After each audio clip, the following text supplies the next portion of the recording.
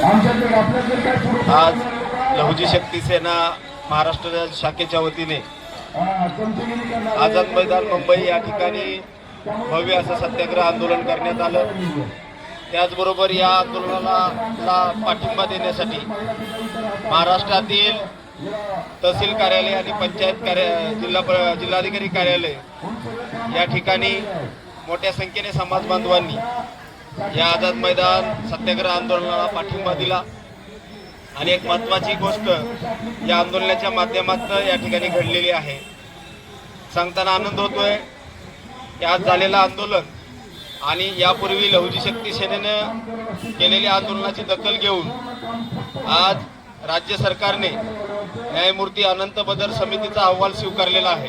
प्रथमतः मी सर्व समाज बांधवांचं, या लढ्यामध्ये सहभागी असलेल्या सर्व कार्यकर्त्यांचं आणि ज्यांनी या आरक्षण वर्गीकरणासाठी आपला जीव दिला, बलिदान स्वीकारलं, अशा सर्व हुतात्म्यांना मी असा विनम्र असं अभिवादन करतो आणि सर्व समाज बांधवांना या ठिकाणी अभिनंदन करून शुभेच्छा देतो।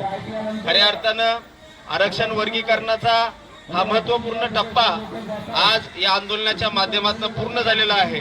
सरकारने न्यायमूर्ती अनंत बदर समितीचा अहवाल आज स्वीकारलेला आहे। आज आनंदाचा दिवस, आज मातंग समाजासह उपेक्षा